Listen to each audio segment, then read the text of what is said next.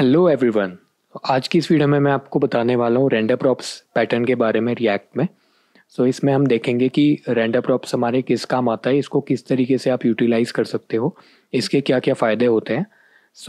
इस वीडियो में हम पूरा स्क्रैच से एक डेटा फीचर बिल्ड करेंगे एंड जिसमें हम एक रैंडम एपीआई को कंज्यूम कर रहे होंगे एंड रेंडर प्रॉप्स पैटर्न की मदद से हम मल्टीपल वेज में उसे यूआई पे शो कर रहे होंगे। आइए स्टार्ट करते हैं।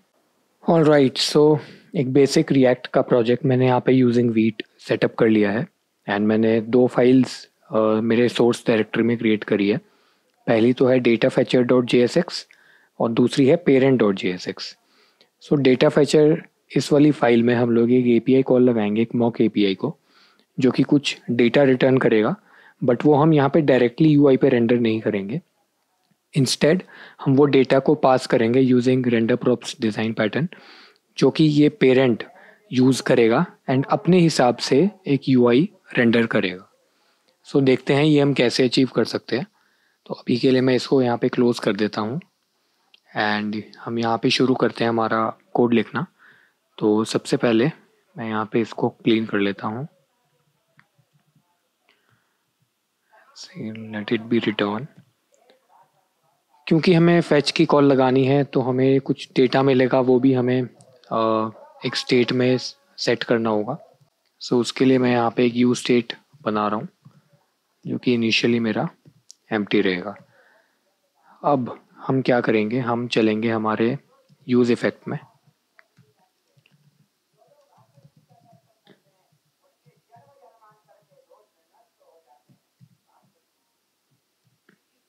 और यूज इफेक्ट के अंदर मैं क्या करूँगा, सबसे पहले एक फंक्शन क्रिएट कर लेता हूँ गेट डेटा, जो कि एक एसिंक फंक्शन होगा जिसके अंदर मैं एपीआई का रिस्पॉन्स फेच करूँगा using fetch API. I right await fetch and यहाँ पे मैं एक मॉक एपीआई का यूआरएल दे देता हूँ एंड जैसे ही ये एग्जीक्यूट होगा हम क्या करेंगे, हमारा जो भी रिस्पॉन्स आया है उस पर एक अवेट की कॉल लगा के we will transform it API response dot JSON and finally हम यूज़ करेंगे हमारा सेट डेटा फंक्शन जिसके अंदर हम कन्वर्टेड रिस्पॉन्स स्टोर करा लेंगे। ओके, इतना काम हमने कर लिया है। अब इसी यूज़ इफेक्ट में हमें क्या करना है, नीचे मैं एक कॉल लगा देता हूँ। जैसे ही ये कंपोनेंट रेंडर होगा पहली बार, हमारा यूज़ इफेक्ट चलेगा जो कि इस फंक्शन को कॉल करेगा, जो कि एक एसिंक फंक्शन है जो इन रिटर्न एपीआई कॉल कर रहा है एंड डेटा को सेट करा रहे हैं डेटा में। अब इतना काम हमने कर लिया। इसके बाद क्या होगा, क्योंकि ये एक तरीके से चाइल्ड कंपोनेंट है, बेसिकली हम इसको पेरेंट कंपोनेंट में यूज़ कर रहे होंगे, ये कुछ प्रॉप्स लेगा। हम यहाँ रिसीव कर लेते हैं प्रॉप्स। अभी हमें नहीं पता वो कौन से प्रॉप्स होंगे, बट हमें इतना पता है कि उसके अंदर एक रेंडर फंक्शन होगा जिसको मुझे ये डेटा पास करना है। अगर आपको अभी थोड़ा सा समझने में एब्स्ट्रैक्ट लग रहा है तो आप टेंशन मत लो, आगे आपको पूरा क्लियर हो जाएगा। मैं यहाँ पे रिटर्न कर रहा हूँ मेरे प्रॉप्स में से जो मुझे रेंडर फंक्शन मिलेगा, जो कि एक पैरामीटर लेगा डेटा, वो मैंने यहाँ से रिटर्न कर दिया। आप देख सकते हो इस पूरे कंपोनेंट में कहीं पे भी मैंने यूआई डायरेक्टली रेंडर नहीं किया, रादर मैंने रिटर्न करते वक्त एक फंक्शन कॉल किया है। कौन सा फंक्शन, वो मुझे प्रॉप से मिलेगा और उस फंक्शन को एक पैरामीटर दिया है डेटा, जो कि मैंने इस कंपोनेंट के अंदर एपीआई कॉल करके मंगवाया है। यहाँ पे हमारा बस इतना ही काम था। एक चीज़ हम ये चेक ज़रूर कर सकते हैं कि हमारे को डेटा मिल रहा है कि नहीं मिल रहा। मैं वह कॉन्सोल लॉग करा के डेटा चेक कर लेता हूँ। डेटा हमें नहीं आ रहा है, उसका रीज़न है, एक बार मैं अपने पेरेंट में देख लेता हूँ कि अभी तक हमने यहाँ पे डेटा फैचर को कोई कॉल लगाई ही नहीं है। मैं यहाँ पे मेरे डेटा फैचर कंपोनेंट को रेंडर कर देता हूँ एंड अब हम वापस चल के देखते हैं। अब भी कुछ एरर है, use state is not defined. अच्छा, माइट भी हमने यूज स्टेट इंपोर्ट नहीं किया। देखते हैं, props dot render is not a function definitely. अभी हमने इसको कोई भी फंक्शन पास नहीं किया है, ये एरर देगा। अभी के लिए इसको हटा के मैं नल कर देता हूँ। अभी हमें जस्ट ये देखना है कि मेरी एपीआई कॉल सक्सेस हो रही है और उसमें से डेटा आ रहा है कि नहीं आ रहा है। सो पहले डेटा नहीं था एंड जब डेटा आ गया तो यहाँ पे मुझे एपीआई से डेटा मिल रहा है मेरा। सो एक रैंडम एपीआई है जो कि कैट्स के बारे में कुछ फैक्ट्स बताती है। सो वही हमें यहाँ पे मिल रहा है। ओके, सो इससे ये समझ आता है कि हमारी एपीआई कॉल सही से हो रही है। अब मैं इसको एक बार अंडू कर देता हूँ, कॉन्सोल स्टेटमेंट को हटा देता हूँ। Right. Okay, so parent component में हमने डेटा फैचर को यूज़ किया है। यहाँ पे डिव्स का काम नहीं है, डिव को हटा देते हैं।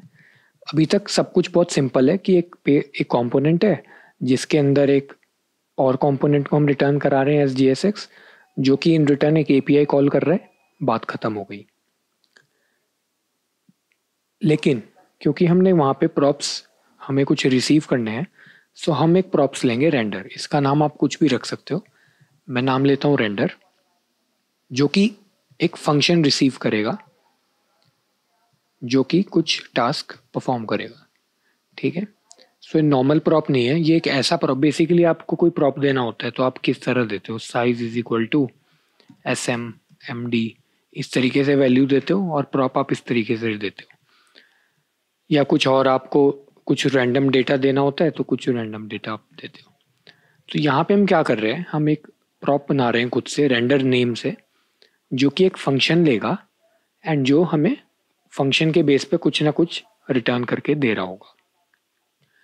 अब ये फंक्शन जो है स्टैंड अलोन अपने आप में एक पैरामीटर ले रहा है डेटा, जिस डेटा को यूज़ करके हम यूआई पे कुछ ऑपरेशंस परफॉर्म करेंगे। सो हम देखते हैं कि हम क्या करेंगे यहाँ पे। तो यहाँ पे using data, what I will do, I will say return data.map for each item, let's say H4, and I'll do item.text and I'll save it. तो आप देख सकते हो अब क्या बोल रहा है, आइटम इज नॉट डिफाइंड ऑब्जेक्ट.रेंडर। काम कर लेते हैं, डेटा जब तक नहीं आता है इसको अनडिफाइंड रहने देते हैं। और मैं एक बार रिफ्रेश कर लेता हूँ। राइट, एक यूनिक की होनी चाहिए, वो एरर अभी भी आ रहा है हमारे पास। That can be item._id I guess. Cool.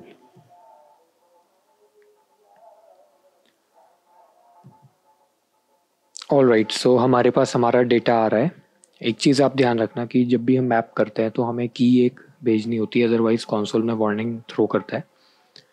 तो अब आप देख रहे हो हमने यहाँ पे क्या किया। हमारा जो यूआई है बेसिकली डेटा फैचर जो फंक्शन है उसने हमें डेटा ला के दिया और हमने पेरेंट से इस डेटा फैचर को एक फंक्शन दिया रेंडर नेम से, जो कि डेटा लेता है। अब ये रिटर्न कर रहा है मेरे को, उस डेटा पे मैनिपुलेट करके मेरे को एक यूआई रिटर्न करके दे रहा है, जो यूआई मैं यहाँ पे प्लेस कर दूंगा। अब आप ये सोचो ना, जैसे आप कोई फंक्शन लिखते हो, फॉर एग्जांपल मैं यहाँ पे एक फंक्शन लिखता हूँ, फंक्शन सम, ठीक है, जो कि कुछ रिटर्न कर रहा है, लेट्स से 1+2। अब मैं जहाँ पे भी ये फंक्शन को कॉल करूँगा, इसका क्या मतलब होता है। मैंने कहीं भी ये फंक्शन कॉल किया, इसका क्या मतलब है। इसका सिर्फ ये मतलब होता है कि जो ये रिटर्न हो रहा है 1+2, ये मुझे यहाँ पे मिल जाएगा। मतलब बेसिकली आप समझो कि सम फंक्शन लिखते ही, बेसिकली आप ऐसे समझो कि सम फंक्शन लिखते ही मुझे यहाँ पे 3 मिल जाएगा, क्योंकि मैं वहाँ से रिटर्न कर रहा हूँ। तो उसी तरीके से जो मैंने यहाँ पे फंक्शन कॉल लगाई है, रेंडर फंक्शन की मैंने जो कॉल लगाई है, उसको डेटा मिल जाएगा, जो कि मेरा पेरेंट ये इस डेटा को कंज्यूम कर रहा है and on top of that कुछ यूआई ऑपरेशन परफॉर्म कर रहा है। तो बेसिकली ये पूरी लाइन जाके यहाँ बैठ जाएगी। समझे आप। रिटर्न हमने यहाँ से किया, इस फंक्शन में से रिटर्न किया, पर ये जाके बैठ जाएगा यहाँ पे। तो आप ऐसा समझो कि हमने ये पूरी लाइन यहाँ ना लिख के यहाँ लिख दी, रिटर्न है। इस तरीके से यहाँ पे कुछ आप समझ सकते हो। तो ये काम हमने किया। अब इसका क्या फ़ायदा हुआ, मान लीजिए मैं एक जगह पे डेटा इस तरीके से दिखाना चाहता हूँ, डेटा सेम रहेगा बट मैं दिखाना अलग तरीके से चाहता हूँ। तो मैं क्या करूँगा, इसको मान लीजिए किसी और कंपोनेंट या पेज में जाऊँगा। एक बार मैं इसको फ्रैगमेंट्स में रैप कर लेता हूँ, अदरवाइज एरर देगा। तो मैं किसी और कंपोनेंट में जाऊँगा या यहीं पे मैंने किया है। फॉर एग्जांपल मुझे H4 में नहीं दिखाना, मुझे किसी और तरीके से दिखाना, तो मैं एक ऑर्डर्ड लिस्ट बना लेता हूँ। ऑलराइट, सो आप देख सकते हो कि एक जगह पे हमारी लिस्ट आ रही है H4 टैग्स में और एक जगह पे हमारी लिस्ट आ रही है विद ऑर्डर्ड लिस्ट। सो यहाँ पे इस तरीके से मैंने लिखा है। तो आप देख सकते हो एक जगह डेटा फीचर मैंने लगाया है तो वो नॉर्मली रेंडर कर रहे हैं, एंड एक जगह पे हम यूआई को ट्वीक करके रेंडर कर रहे हैं। डेटा हमें सेम वही मिल रहा है जो हमारा डेटा फीचर हमें ला के दे रहा है।